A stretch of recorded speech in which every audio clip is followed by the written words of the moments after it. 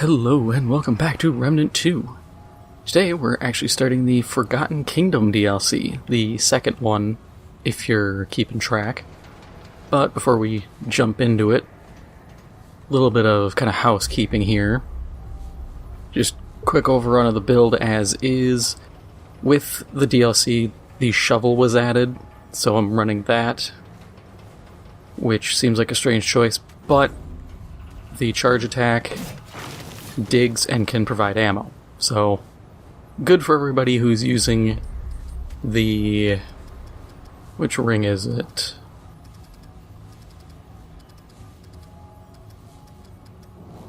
The vacuum seal to get a shield, and then there's another ring in here that gives you healing when you have a shield up. Yeah, the generating band.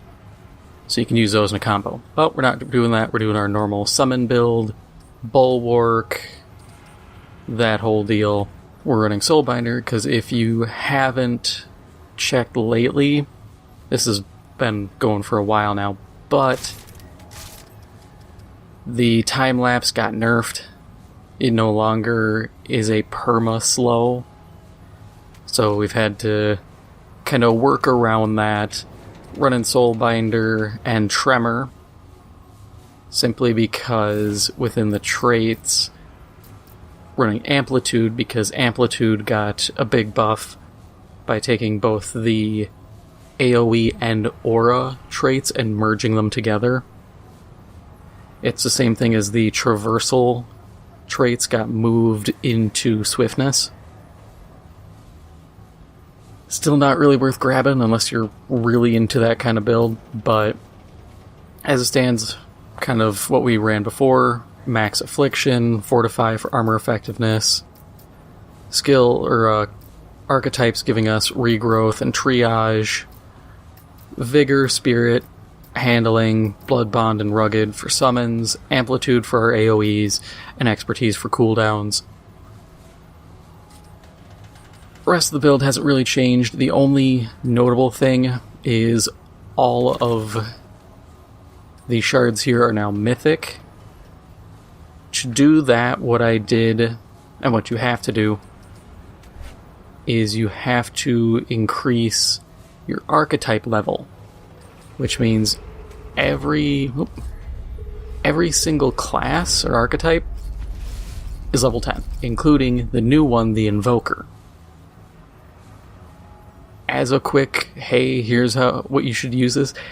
If you're gonna get Invoker and run it in combo with Ritualist, because the Invoker's Prime perk will give you a lot of versatility with the Ritualist, and you apply a bunch of debuffs with the basic Invoker stuff, and that'll synergize really well with Ritualist. You could run Archon, you could maybe run Alchemist, but these two are a good combo. I would run it, but since we started with the Summoner, we're ride or die. We're taking the Summoner through all the content. I should also mention, I have an item from the DLC that's hard to get, Echo of the Forest. I actually got this by joining someone, otherwise you have to get each of these parts. It's 3 parts. You have to do multiple runs to get each part, and then you put them together.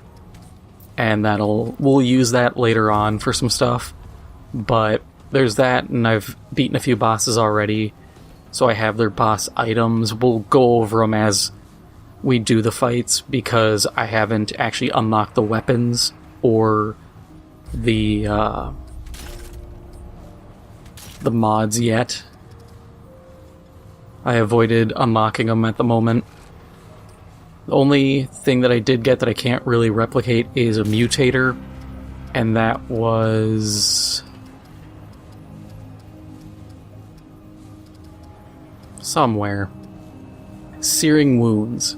So, like I had said before, I knew we were going to get a mutator that gave us fire damage, so logical dictate the final DLC will give us a shock mutator. But all that out of the way, let's get into the actual DLC.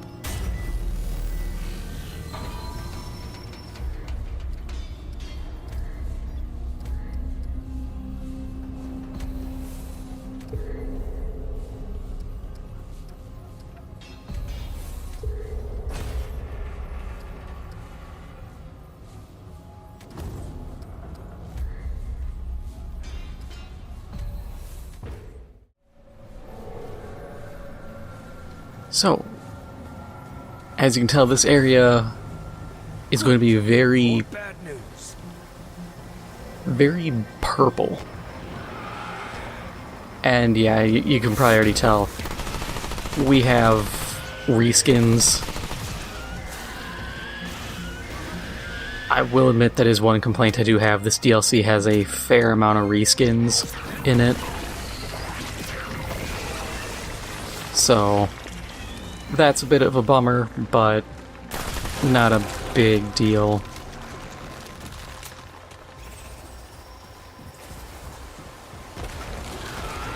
If you're wondering what these do, I don't know. They do a pulse, and I cannot tell you what its effect is.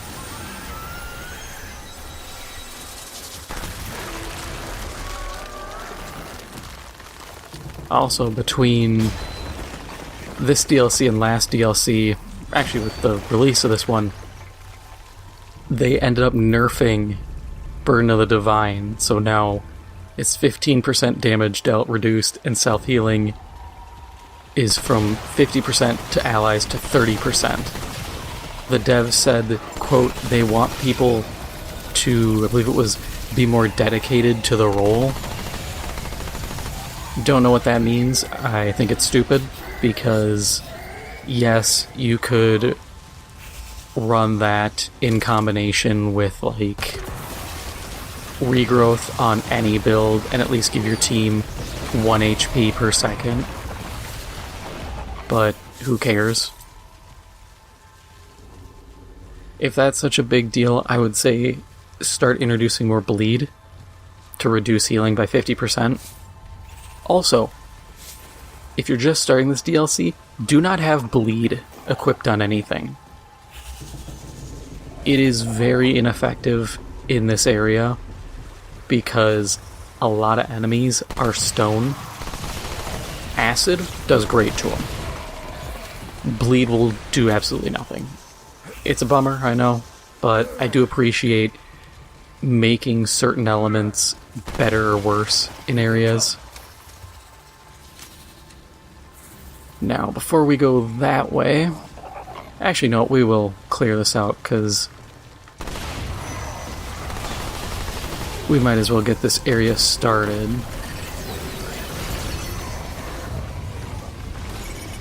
Try to get everybody here aggroed.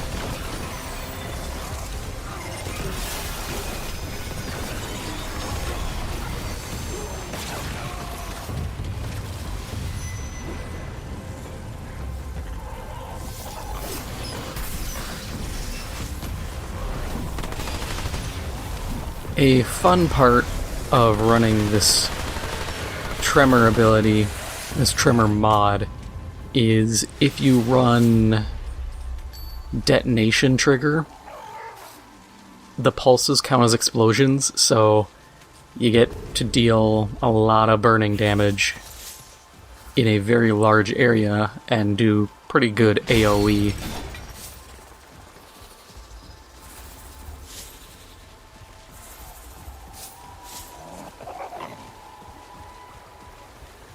Before we talk to him, always check this area. Sometimes there'll be like a ring or something over here.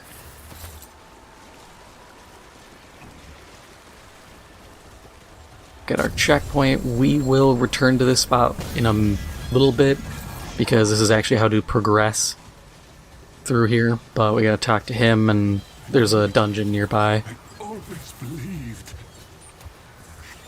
Impartial tech. Fascinating. Okay, I need you to be quiet.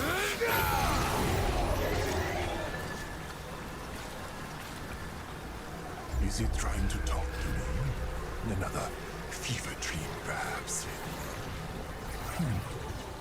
I'm real. For simplicity's sake, I will choose to believe that. If it will excuse me, I have important work to do. Yes, thanks, and goodbye. Hello again. Persistent. I actually admire that quality a great deal. It is underrated, in my opinion.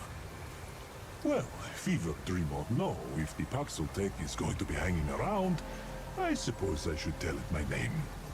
I am Rothinder Ahimot. Hello. Roth, what now? Oh, it is struggling. Poor thing. Can I just call you Walt? The Paxotech dream creature may do as it pleases. Walt has more important things to consider. A pleasant chat. Surprisingly so. Indeed. Thanks and goodbye. It cannot be helped, can it? The curiosity. It is killing the Paxotech as surely as it is killing me. Knowledge is the only cure. This mural here on the cave wall, can it comprehend me? A trick question, of course. I have dedicated my life to learning so that I may find the answers I seek and put the pieces together. After years and years of searching this jungle, I have finally found proof of what I knew all along. Proof of what? Of what, it asks. Proof of all that matters in the whole world. Proof that the lost tribe of the Pan does exist. See, I have found the location of their civilization. It is no less than miraculous. Ah, I have gotten ahead of myself, have I not? I do apologize. My manners are not what they once were. I have been alone a long while now. A very long while. What brings the Paxotech here? How can Walt be of service? If it is looking to spend, I have a few valuable items I may be willing to part ways with. Funding for my research must be procured by whatever means necessary. So, Walt is kind of the one guy who provides a lot of story. There is another person, but his own little contained thing. But Walt kind of... We'll see him a few times and he'll explain all this. Speak, and I will share what I can.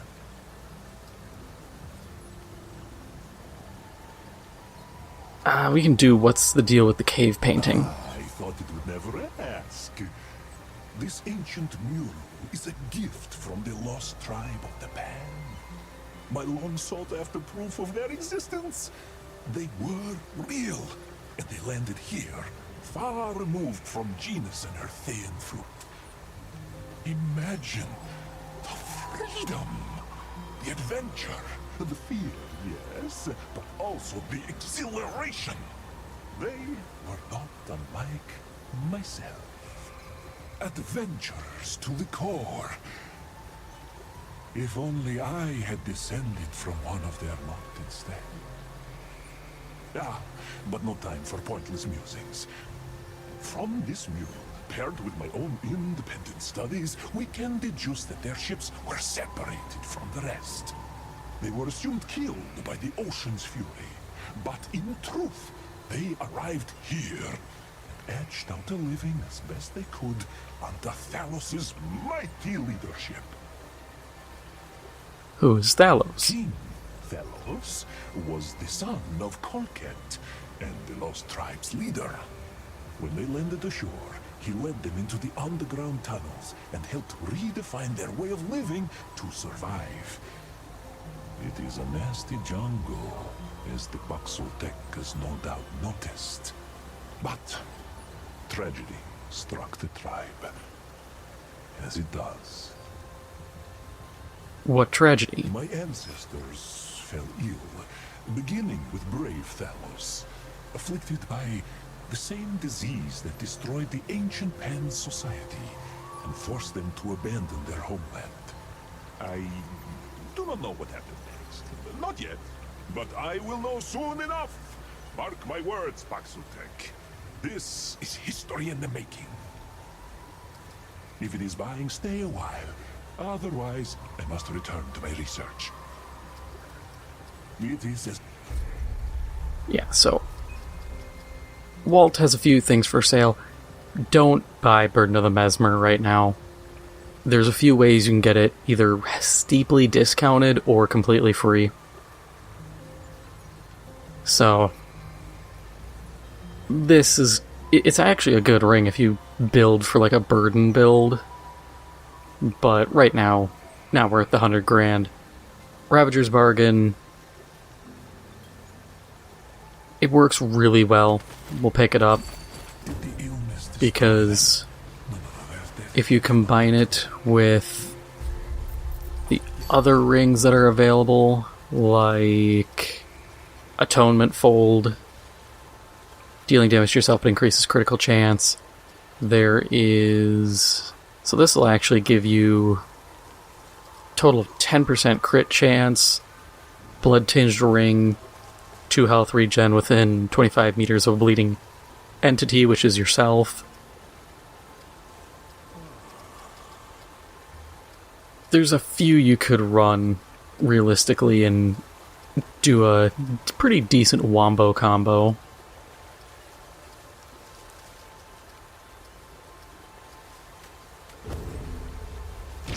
I imagine bleed build players are already kind of rocking all that.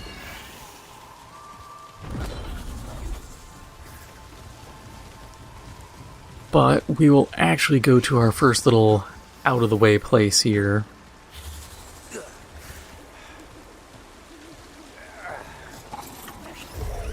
Which will actually put on Echo of the Forest. If you have Echo of the Forest, or if someone else has it, you can trigger this. If you have it, and nobody else seems to have it, be a homie, put it on, come here. Whether this is on the wall or not is irrelevant. By wearing it, this opens.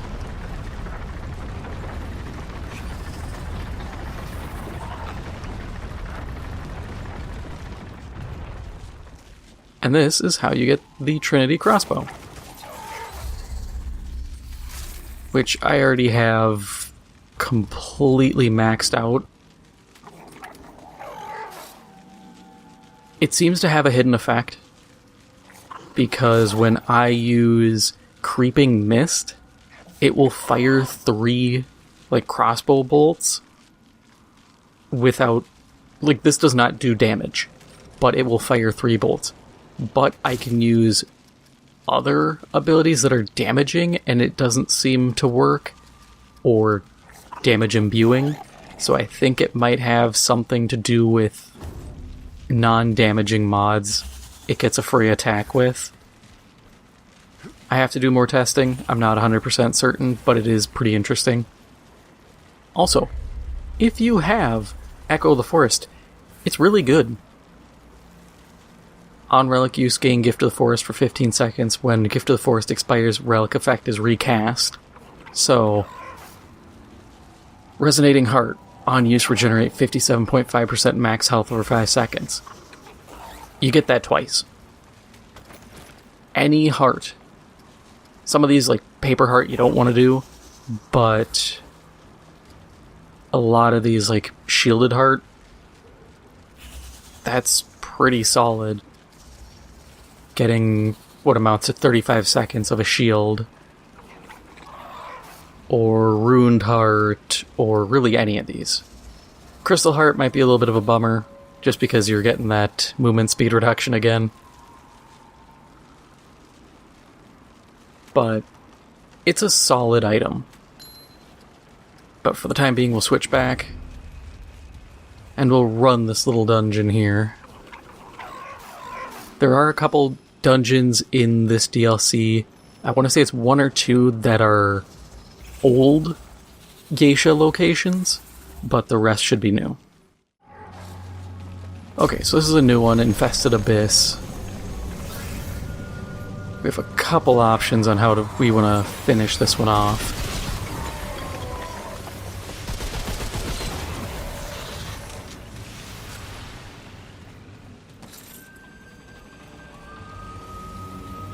I find the easiest way to identify the new content areas is the pan statues, I guess they would be, because those are exclusive to the new areas, at least that I've found.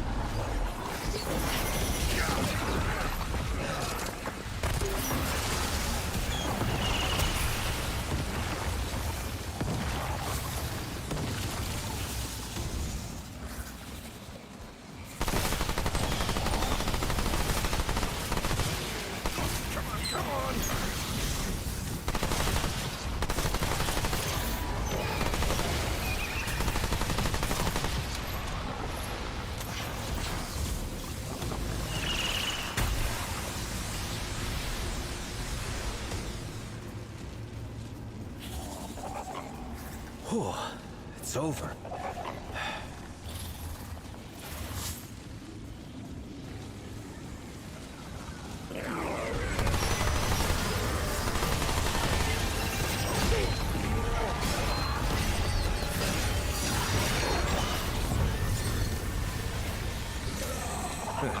No room for that.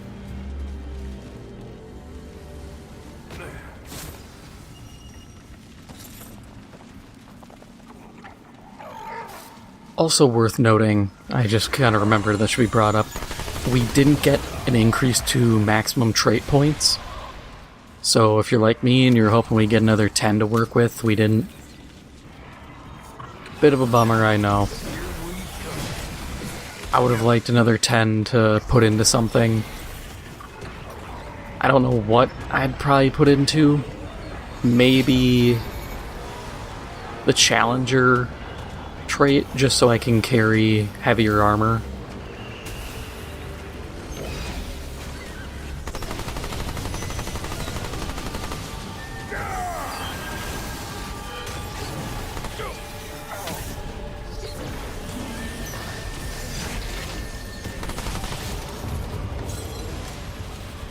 Otherwise, bark skin isn't bad, but it's not a very useful trait unless you're heavy armor, because it's using your... It uses your armor to give you 10% extra damage reduction on. So if you have 40 damage reduction and then you have bark skin, you're only getting 4 extra percent. Which, it's better than nothing. It's 4% you didn't have, but it does feel like a bit of a kick in the teeth compared to running like all heavy armor, just being the fattest boy possible and getting potentially 7% or more. And I know there's like min-maxy ways you can go about it to get the most possible, but I'm not exactly sitting here trying to go maximum efficiency.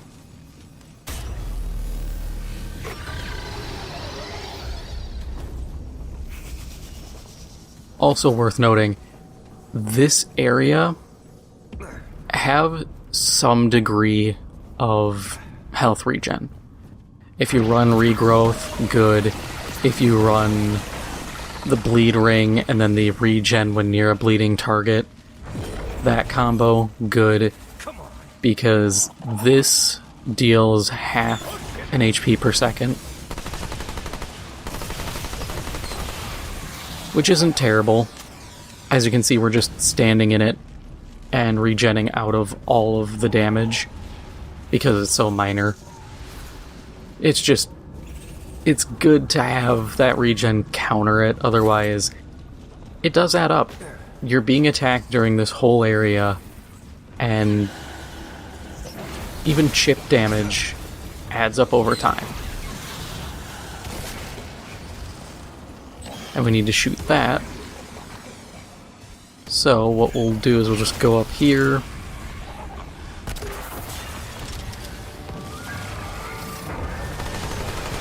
And start dealing some damage to the root nexus.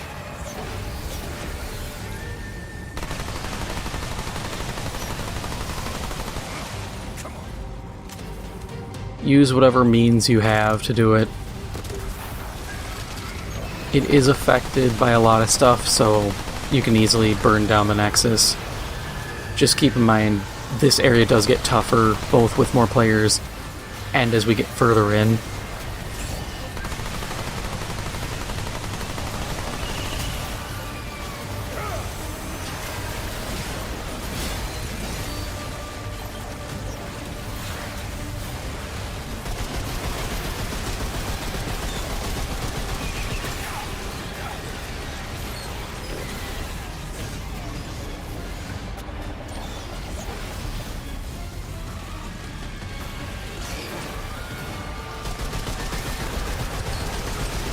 If you have the Invoker, this is a good time to use it because its first ability is incredibly strong and will let you just start hitting every enemy in an area, and the boost to AoE, that trait, will make it even better.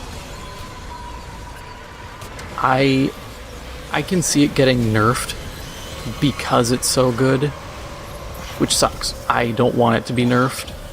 I hate when these games get nerfed considering everything is PvE. I always see it as, if something is too powerful, then just build counters to it. If people heal too much, add things that slow healing or stop healing. If people are dealing too much elemental damage, have stuff that's immune to elemental damage.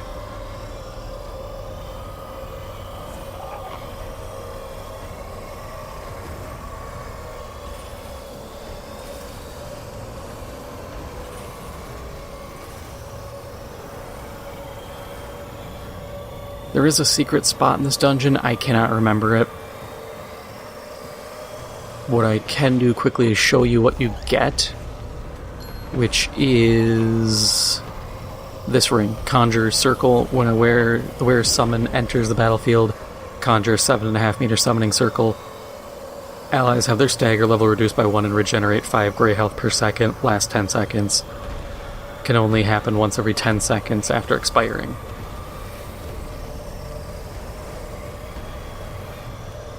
There is a way I think you can kinda cheese it.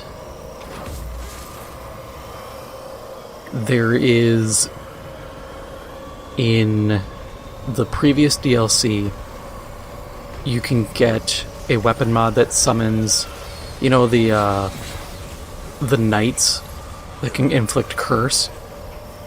You can get a mod that summons a ghost version, and the game treats it as a summon. So you may be able to use that. Since I don't have it on this character, I can't test it.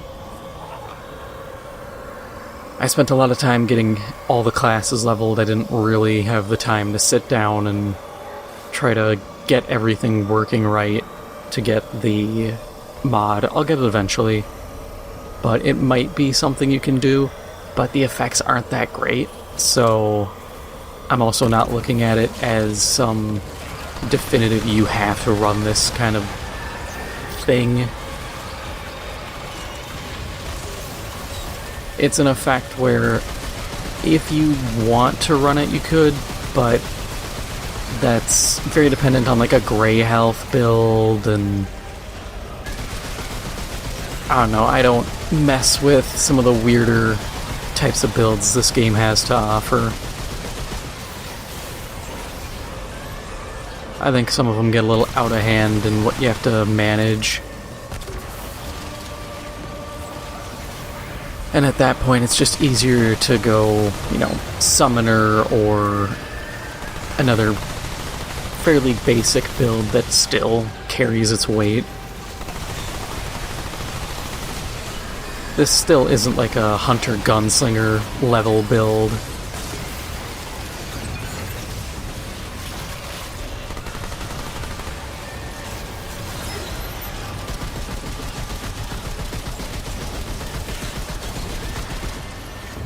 I personally don't run hugs builds.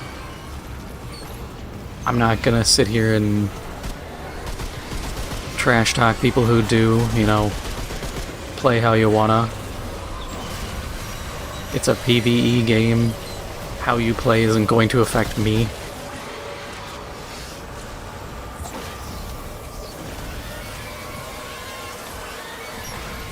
Glad that's over. Whew.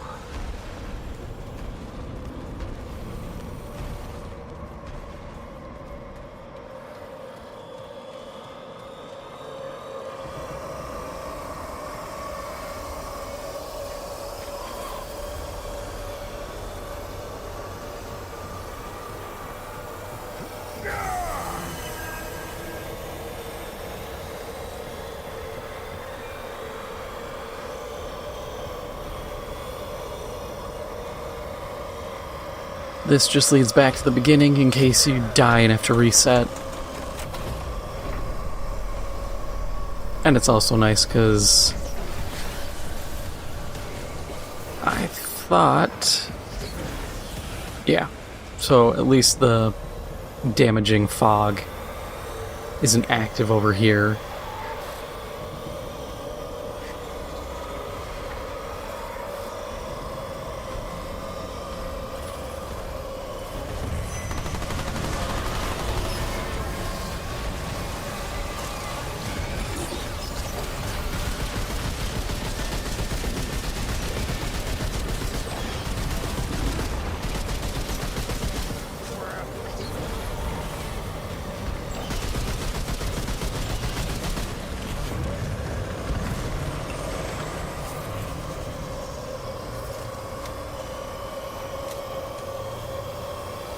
Also, since I should probably explain myself a little bit, only reason I'm running Soulbinder is because of the AoE boost. I genuinely think it could do with an even bigger buff to its AoE, or something that affects the target specifically, like an expose, simply because it is a bad boss fight ability.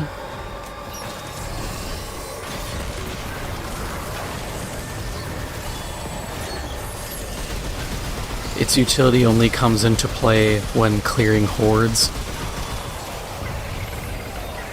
It's not like we have a boss who's like Deacons of the Deep from Dark Souls 3, where the whole thing is clearing a horde. If that were the case, then it would actually be like the shining example of what to use for that boss. But since we don't have that, it falls off pretty hard. People usually focus down the big bad in the first place, so having a mod that's essentially just built for fighting big bads kinda loses a lot of its luster.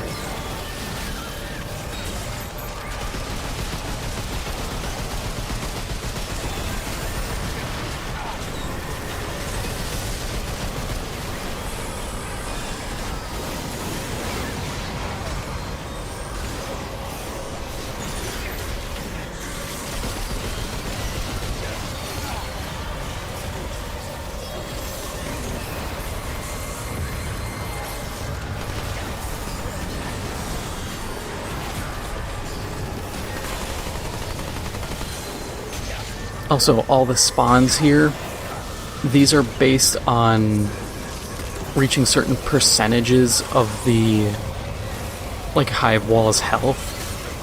So if you're starting to get overwhelmed with your team, just wipe out a little bit of its health, clear the ads, and cycle, because they won't respawn when you clear the wave, so just clear it, kind of reset yourselves in this little area. Don't actually go sit down again, because that'll actually reset it, but just kill everything, regroup, start it again, and keep going.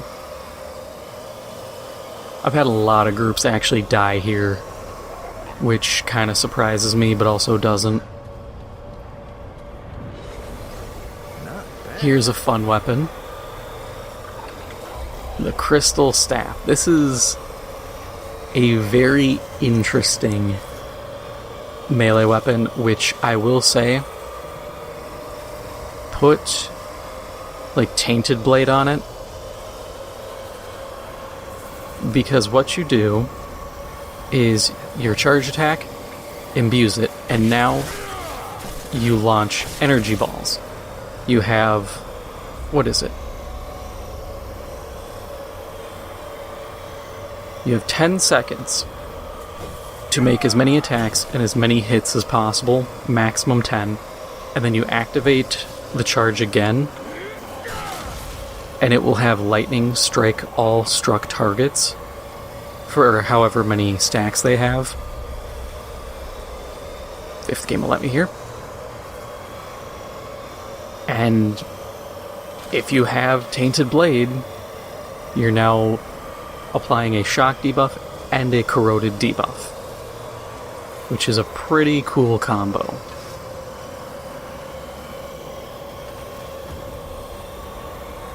I will say it's a little tough, it's a little tricky. You can get stumbled, and if you don't activate the charge attack by the time you hit that 10-second mark, it will just wipe all the stacks, and you have to start over again.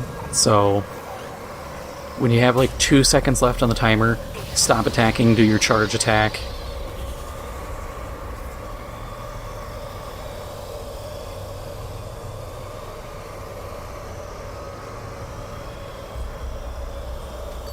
Okay, so for this boss, we can get two different things from him.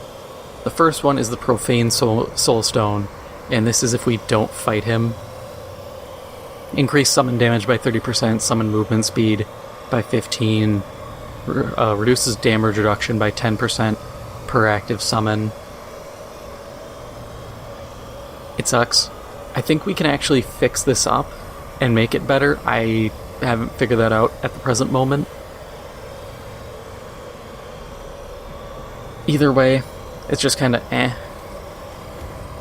But we can also fight the boss, so we'll definitely do that for this time, because a lot of people I've seen struggle with this fight. Also, this is a nice throwback to the first game. Attend me. You are dust, struggling against the eschaton. Who are you? I have assumed countless names and infinite forms. Clawbone, nightmare, root, all meaningless, all avatars of a single, infallible will. Mine. Why are you here? I am everywhere. I bring inevitability, cessation, the end of all beginnings. A mere human cannot prevent its destined end. We stopped you on Earth, we will stop you now. Creation of your earth served my design, a link to the core, the first beginning, a yawning rift from which I could whisper and reach. Your kind did not halt the end, human. You orchestrated its coming. You understand nothing, and your endeavors to prevent cessation will fail. I'll find a way, trust me. Your will to survive deceives you. You struggle and suffer, grasping at fading tendrils of meaningless hope.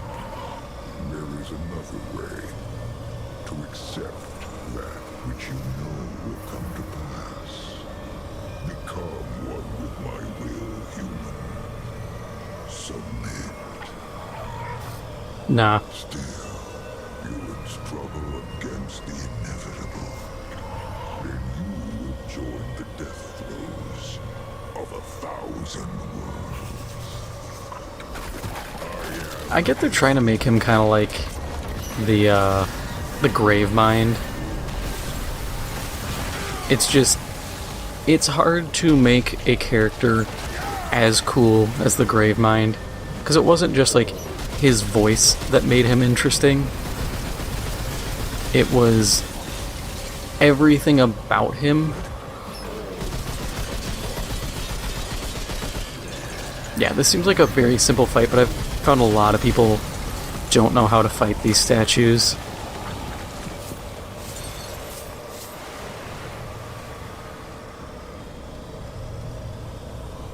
Yeah, now he's dead.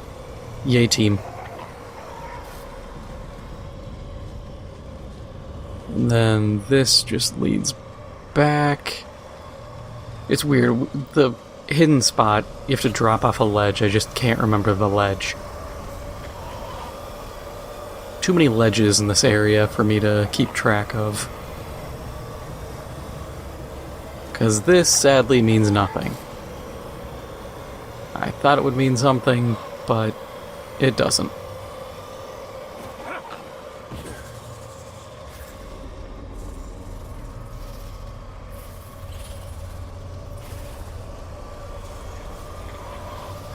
But yeah, the ring, it's a ring. It's okay. And now we get out of here.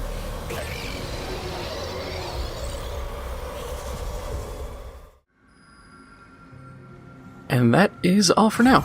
If you enjoyed this episode, make sure to hit the like button. It helps out the channel a lot. And if you haven't already, make sure to hit the subscribe button. Thank you for watching, and I'll see you in the next one.